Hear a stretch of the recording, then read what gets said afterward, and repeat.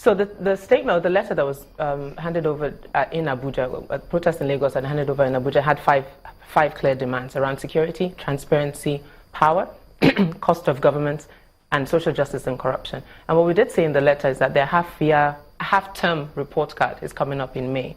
And if we look at what they've said, hear us loud and clear. So between hearing us and then beginning to act, that's up till May. And then we'll review what happens at that point. So we're expecting them to follow up on it. So for example, let's take power. We asked for a 6-month emergency plan on power. One, we've talked about this on several occasions around estimated billing. Why are Nigerians not being metered?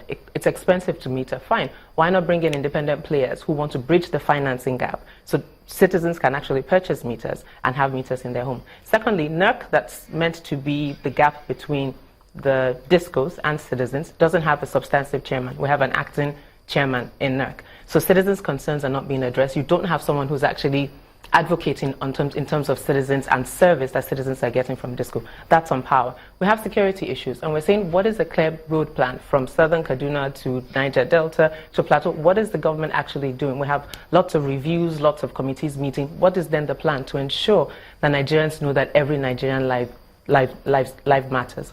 Then you're talking about corruption.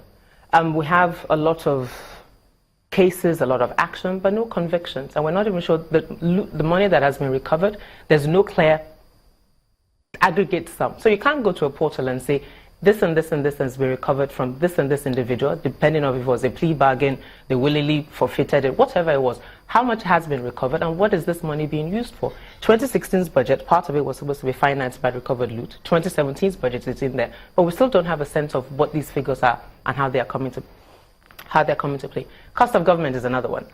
So National Assembly is one of the big things we as an organization have been campaigning on. 469 individuals and their staff spend 115 billion naira every year.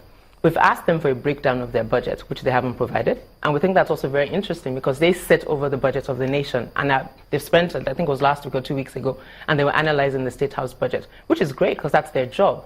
But it's also ironical because you can't analyze their own budget like that. Was that part of the issue you raised in this? Yes, it was. Protest? Yes, it is. Yeah, yes, it is. So those are the issues that we're saying. So there are clear issues that the government can actually act on. So yes, you hear it loud and clear. Then the next step will be, what are you doing about the things that we've It said it cannot change